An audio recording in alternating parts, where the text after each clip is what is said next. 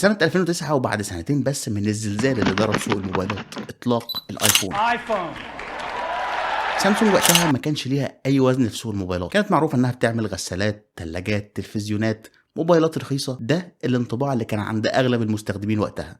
سامسونج بتعمل موبايلات رخيصة، شركة براند درجة تانية تالتة. في الواقع في استفتاء للمستهلكين سنة 2009 فسامسونج في أمريكا كانت بتيجي بعد أبل واتش تي سي وبلاك بيري وموتورولا. ومن هنا بدأت القصة لما إدارة سامسونج في كوريا حطت هدف طموح جدا إنها تكون الرقم واحد في سوق الموبايلات ده في خلال 5 سنين. عايزين نكون المنافس الوحيد لأبل. لكن إزاي هتبقى المنافس الوحيد لأبل وأنت أصلا فوقك لسه شركات تانية أعلى منك؟ لسه قدامك موتورولا العملاقة، قدامك اتش تي سي صاحبة أول موبايل أندرويد، وبلاك بيري اللي كانت واكلة الجو وقتها، وحتى نوكيا كانت لسه لاعب كبير في سوق الموبايلات. الخطة الأولى للمسؤولين الكوريين كانوا إنهم هيطلقوا براند جديد للهواتف بتاعتهم، هيسموها جالاكسي، عشان بقى نبعد شويه الموبايلات دي عن موبايلاتهم الرخيصه القديمه، نعمل براند جديد. والخطوه الثانيه في الخطه كانت ان هم هيبداوا يرازوا في الشركات شركه شركه لحد ما يوصلوا للوحش الاخير وهو. لكن مدير التسويق في فريق سامسونج في امريكا السيد تود بندلتون قرر ان هو لا، مش هيمشيها واحده واحده، انا هروح للوحش على طول، هروح اسخر ورازي في ابل على طول. ودي حاجه مضحكه جدا. تخيل معايا كده شركه النصر للسيارات صاحبه العربيه الشاهين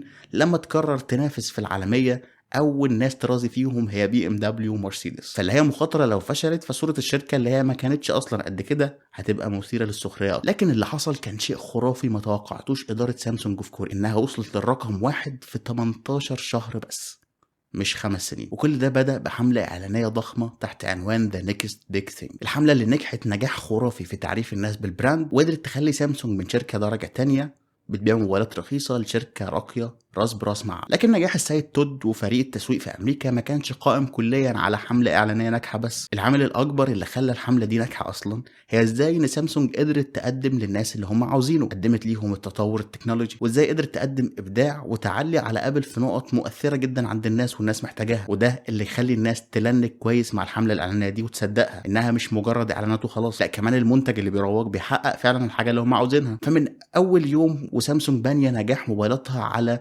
الشاشة الأسطورية السوبر أموليد، شاشة كبيرة بألوان مبهرة بتتفوق على شاشة الآيفون الصغيرة. وسامسونج ما كانتش بتكتفي بالإس بس، قدمت كمان بعديها النوت بشاشه اكبر واكبر. لما تيجي ترجع لاعلان ذا نيكست بيج ثينج عن الجالاكسي اس 2 واللي كان منافس وقتها الايفون 4 اس، تلاقي سامسونج بتقدم موبايل اكبر بشاشه اموليد، وكمان بتقدم شبكات الجيل الرابع، في حين ان الايفون بيقدم شاشه صغيره ومش اموليد وكمان بشبكات الجيل الثالث. وتمر الايام ونشوف ازاي سلسله الاس كل سنه كانت بتضيف جديد. النجاح اللي عملته سامسونج في منافسه ابل ما كانش في شركه عارفه تعمله، ما كانش في شركه قادره تربح من سوق الموبايلات غير سامسونج وابل. ويمكن السلاح السري اللي كان عند سامسونج ومش عند المنافسين هو الشاشه السوبر اموليد، الشاشه اللي هي امنت بيها واستخدمتها من 2011، اللي المنافسين من سوني واتش تي سي ما استخدموهاش في هواتفهم الرائده لحد ما خرجوا من السوق تقريبا في 2015 و16.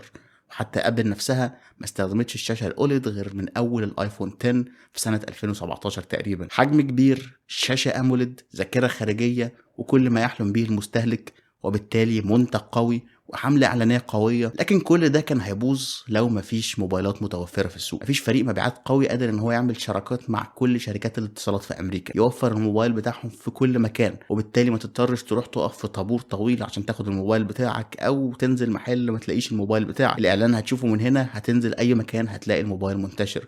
ويمكن حتى في عالمنا العربي لحد يومنا ده موبايلات سامسونج الرائدة دايما بتتوفر في السوق بعد 2-3 من الإطلاق، ويبقى سهل جدا إن أنت تروح تشتريها، على عكس موبايلات شركات تانية بما فيهم ابل اللي بتتاخر. وبكده تبقى التوليفه هي اسم جديد وهو الجالاكسي، اطلاق منتج جديد قوي بمميزات حصريه والناس عاوزاه فعلا زي الشاشه الكبيره والاموليد، وبعدين حمله اعلانيه ضخمه عشان تروج للمنتج ده وتحسن وتلمع البراند بتاعها. وفوق ده كله الناس لما تنزل تشتري الموبايل تلاقيه في اي مكان بسهوله. هو ده ببساطه اللي خلى سامسونج النهارده هي الشركه الاولى في العالم، خلى سامسونج قدرت تصمد قدام ابل على مدار 13 سنه. ويمكن المنافسه القويه من سامسونج دي هي اللي خرجت ابل من منطقه راحتها وخلتها تقدم لنا حاجات جديده دايما، خلتها تكبر حجم الموبايل وتقدم لنا الاموليد، وابتدت تضيف جديد وتطور عشان تلحق المنافسه. بس كده اسيبكم بقى تستمتعوا النهارده بحدث اطلاق الاس 23. سلام.